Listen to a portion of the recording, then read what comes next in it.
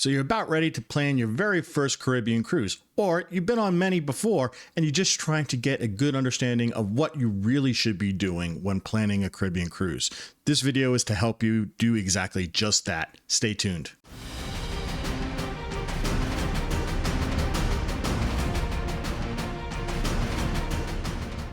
Hi everyone, Rob from Cruise Seekers, and today we're going to talk about all the little decision points you're going to have to visit when you're planning a Caribbean cruise. Now, some of these things, those seasoned Caribbean travelers are going to know, but there are some of these things that they might not have ever thought about. So this video is really for everyone, not just for those first-time Caribbean cruisers. We're going to talk about everything. We're going to talk about the different types of ship choices, the different types of ports, the different types of places where you can leave from. We're talking about private islands. We're going to be talking about everything you need to know when you're planning your Caribbean cruise. But before we get into it, I would just like to thank everybody who has already become a member of this Cruise Seekers community. Thank you so much. We're getting really close to 10,000 people here.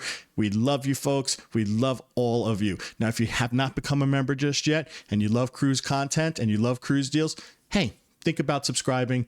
Turn that notification bell on. It is so important to us. We would thank you so much for doing that. And while you're down there, think about hitting the like button. It really helps people who are out there who are searching for this type of content find this specific video so that they can learn everything they need to know about when they're planning their Caribbean cruise too. So now let's get into the meat of this. Let's talk a little bit about what are the things you're going to need to kind of think and, answer for yourself when you're planning your Caribbean cruise. We're going to start this video off by first talking about the different types of ships that visit the Caribbean. So everybody knows all about those big mega lines that visit the Caribbean. Those are those cruise lines that really started this whole industry off going to visit the Caribbean on a cruise ship. They are vital to the area and they are some of the biggest ships that visit this area as well. We're talking about Carnival, Royal Caribbean. We're talking about also some of their premier lines. We're also talking about some of the new lines that are coming in, such as MSC. We're talking about the luxury lines such as Azamara and Silver Seas, and even some of those really, really small curated type of ones that are yachting that they say not cruising. But the cool thing is with all these things, you have tons of options when you want to cruise the Caribbean. You can go for those giant mega ships with so much to do on board and so much entertainment to keep you all excited and happy when you're visiting on your cruise vacation. It's sort of like, I guess you would call it the pattern that people, think of when they go on a cruise. Then you start looking at some of the premier lines that are going to give you a little bit more of an elevated experience, but very familiar to those folks that are coming from mainline cruising, but want something a little bit more subdued, something a little bit more high class, if you would call it that, but it's something that it just gives you an idea of where you can move to next. You're not going to see a lot of water slides on those type of cruise lines. You're not going to see as many kids. You're not going to see as many giant facilities or go-karts or roller coasters on their ships. You're just not going to see it. You're going to get more of almost the original traditional experience when you used to cruise the Caribbean. And then when you get to the luxury lines, you're going to get even a smaller condensed version of what we're talking about here. You're going to have a very subdued scenario. You might have more dress up nights. You'll be visiting more exotic ports because those ships can fit into those smaller ports at these small islands. So you do have a ton of options when you cruise the Caribbean. Think about exactly what you are looking for. Are you looking for a small ship experience? Are you looking for something that's a little more refined, but still kind of want a lot of the entertainment and good experiences on the ship as well? Or if you're looking for something with go-karts and roller coasters and laser tag and all sorts of activities on the ship, then those main lines are still a great option for you. So always think about exactly what are you looking for from your ship? What is the kind of guest kind of demographics you're looking for? Are you looking for an older crowd, a younger crowd, crowds with families, crowds with no families? That's going to really determine what ship you're going to want to choose when you do your Caribbean cruise. The next big thing you're going to want to think about when you are planning your cruise vacation in the Caribbean is the itinerary. There are basically 5 types of itineraries that you're going to kind of encounter when you're looking at Caribbean cruises. You're going to see those short getaway type of cruises, those 3-4 nighters where you're primarily going to just visit the Bahamas. And then you're going to see a big time jump up when you're seeing those 6, 5, 6, 7 night cruises, even some 8 night cruises, where you're going to see Western and Eastern Caribbean cruises. Those Western Caribbeans are going to go to Cozumel. You're going to see Honduras, Roatan. You're going to see Belize on those lists as well. You're going to also see Grand Cayman, and maybe a few others here and there as you're heading west in the Caribbean. But that's in general what you're going to get from the Western Caribbean. Now, the Western Caribbean, you're going to have the Mesoamerican reef there, and you're going to have some of the best scuba diving / snorkeling in the area. So a lot of people who do want to do snorkeling love to do the Western Caribbean. Now, if you want pristine islands and some beautiful, typical Caribbean vibes, that's where the Eastern Caribbean kind of rolls into play. You got the British Virgin Islands, you got the U.S. Virgin Islands, you got Puerto Rico, you got the Dominican. You have lots of different locations that you can go to. St. Kitts and Nevis, lots of cool places all over the place. When you go into the Eastern Caribbean, it's going to give you that typical Pirates type of Cove feel to that. Another very popular itinerary when you see Caribbean cruises is the Southern Caribbean. A lot of people refer to it as the ABC Island cruises. Those are great cruises as well. You're going to be going to Aruba, Bonaire, Curacao, there you go, ABC, and they tend to be a little bit longer in cruises as well, anywhere between 8 and 9 days when you're leaving from Florida. And then the final type of group of itineraries that I like to call with the Caribbean is what I call the exotics. We're talking about partial transit of Panama Canal. We're talking about some of the other Eastern Leeward Islands that are a little further south, such as Grenada, Turks and Caicos. You will also have Dominica in that kind of group as well. These are the islands that just tend to get a little bit out of the position where the Florida cruises can hit on a 7-night cruise. These are what I like to call the exotic locations. Now, when you go and visit the Caribbean, you can pretty much cruise out of a lot of different ports outside of Florida. Of course, Florida is some of the biggest, most popular ports that you can use to get to the Caribbean. But there are all sorts of really big up-and-coming ports as well, such as Galveston. A lot of cruise lines are starting to focus in on these other ports to kind of bring more people from Middle America into cruising outside of the East Coast. So it's a shorter trip to get to, say, Galveston, Texas, than to Florida, for example. If you're from the West Coast, the trip is about half the distance. The one thing you do have to remember about Galveston, you're probably going to see only Western Caribbean cruises. Now, as this port is growing, we're starting to see more varied choices of where you can go from these cruise ports. The more people start going to these ports, the more you're going to start seeing some differentiation in itinerary. It's just going to be a natural flow of things as it just grows and grows and grows. You also have options to start your Caribbean cruise right in the Caribbean. You can leave from, say, Puerto Rico or Barbados.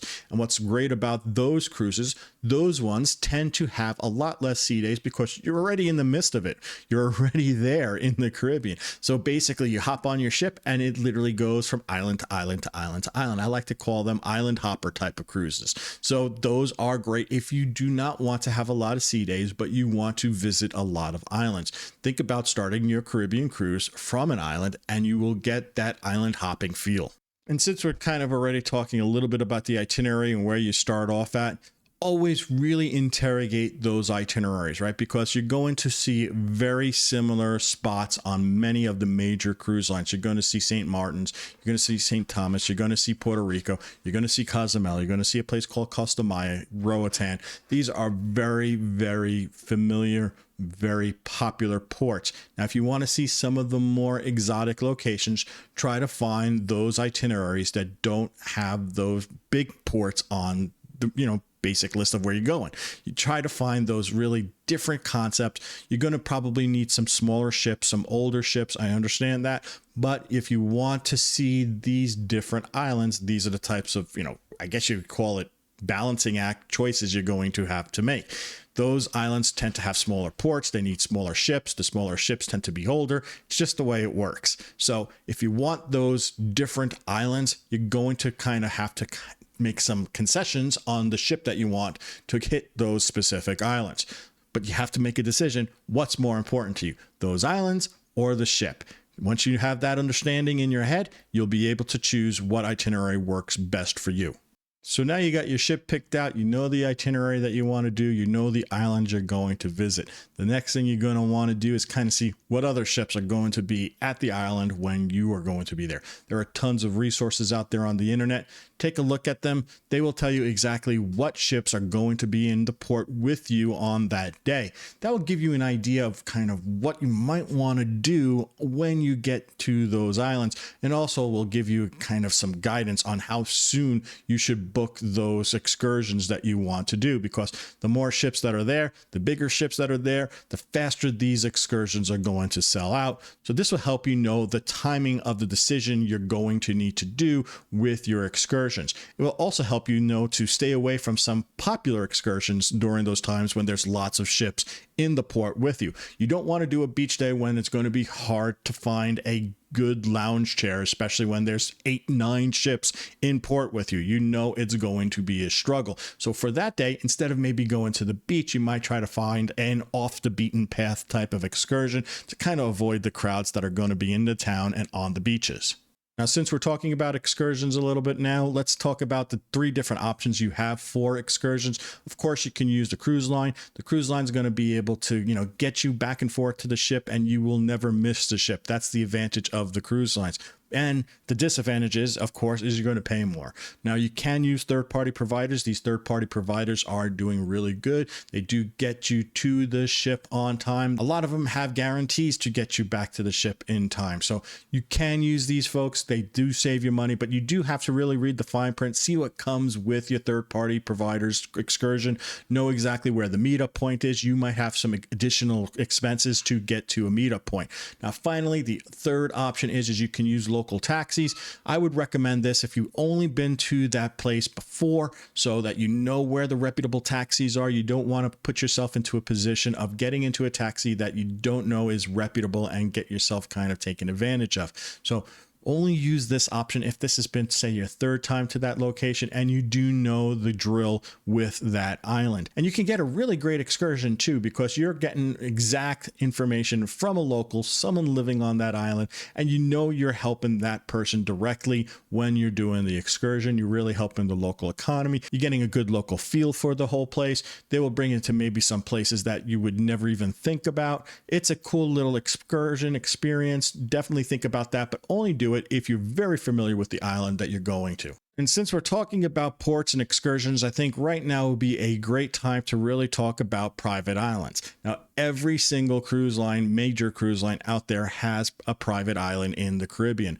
You're going to see a lot of itineraries with these private islands. You're going to have to make a decision if that's a spot that's good for you. Now, some of the advantages of a private island is you're not going to have to pay for food. The cruise line has it already incorporated in your cruise fare. You're not going to have to pay for drinks if you have a drink package. That's another great reason to kind of go to a private island. If you have a drinks package, you can have a really low cost, all-included day at a private island with, pretty much no money out of your pocket if you have a drinks package. So it's a great day if you want to do a beach day. But you do have to understand, if you want to do add-ons, say you want a cabana, say you want to go zip lining, say you want to go and do a who knows what, right? Maybe a balloon lift or some jet skis. It's going to cost you a little more money than, say, if you go to a regular island in the Caribbean, because the cruise line sets the price. It is going to be the price no matter what. You are basically a captive audience. So understand that if you're going to want a cabana, you might be paying $1,000 for a cabana. Yeah, that's a lot of money. You might say, whoa, that's almost the same price I paid for the whole dang cruise. You know what? It's what it is. The market will bear it, then the cruise line will charge it. So just understand that that's sort of the drawback when you go to a private island. Another major drawback people kind of talk about is that you're not getting a true Caribbean experience. It's very curated, it's separated, it's nothing about the Bahamas or wherever this island is located. So it's just something that you're going to have to think about too. You're not going to see the true Caribbean flair in those locations. You're going to see exactly what the cruise line wants you to see in those locations.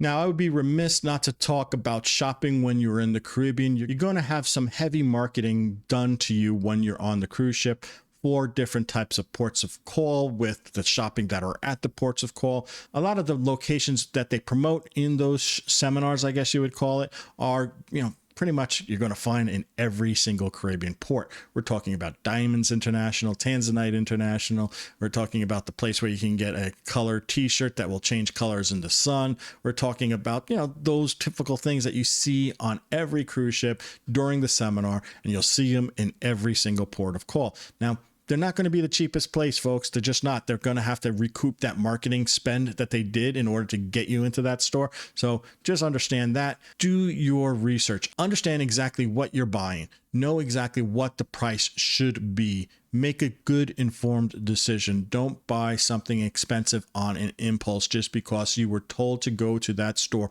by a special shopper from the cruise line. It's not necessarily going to be the best price. Always do your research, especially for large ticket items, fragrances, watches, jewelry, those things. Make sure you do your research ahead of time. Also understand when you go to these locations and you see these local pop-up markets, if you go from one stall to the next, you're going to see the same thing over and over and over again. Don't fall for the trick that this is made by my grandmother or my family. They are usually made in China. So if you want some authentic, local goods, do some research ahead of time. See where local islanders shop for specific gifts, etc. Make your way to those locations versus those local pop-up markets near the cruise lines. Now, cruise ships travel to the Caribbean all year long, but there is a high season for Caribbean travel that usually starts in September and it ends around April, May, when the cruise ships start to go back to Europe. You usually get them coming in after the Alaska season. That's the high season start. And then they will leave at the end of April, beginning of May, as some ships move out toward to go to Europe to do Mediterranean cruises. So that's the high season for the Caribbean cruise lines. Now, during that period of time, there are going to be some really good deals between, say, Thanksgiving and Christmas. You'll find great pricing for Caribbean cruises during then. You'll also find some really good prices in January and February. When you get into March, April, it starts to go up again because of spring break. When you're in the other time frames, such as, Christmas, New Year's, those are very, very, very expensive Caribbean cruises for those holidays. So understand that. The other thing people worry about with Caribbean cruises is hurricane season. Now, hurricane season is hurricane season. Now, these ships can, get away from a hurricane if they are in the sea. It's just what they can do. They just navigate around it. So when you're traveling during hurricane season, you have to be more flexible. An island that you might be thinking you're going to might not be an island you're going to if a hurricane is going to affect it during that period of time. The ships will divert. The thing that's kind of set in stone is your embarkation and disembarkation port, right? If that is being affected by a hurricane, that could drastically affect your cruise. It might cancel your cruise. It might delay your cruise, and it might even extend your cruise because it might be your ship can't get into the port to drop you off because it's being affected by a hurricane. So understand that. Always, always, always, please carry travel insurance. It will help you in those type of situations. Yeah, you might be thinking you're getting a benefit because you're getting an extra few days on a cruise ship because you can't get into port to, get off the ship. But you know what? You might have to take a flight home, and now you just missed your flight that you've already planned on to be on. So always, always carry travel insurance. It's vitally important for these type of things. It's also vitally important for when you do go to any place, you can get yourself hurt. It's nice to have that extra medical coverage if you need to. If you need to get medically evac, it's nice to have that peace of mind taken care of for you. Now, if you want some help with planning your Caribbean cruise, feel free to give us a call at the number right here below. We would love to help you plan your Caribbean cruise for you and your family. We are experts at this. We have done this hundreds of times. We would love to help you with that. Again, no obligation. It's no cost to you. Just give us a call. We will help you find that specific perfect cruise vacation and save you a ton of money while doing so.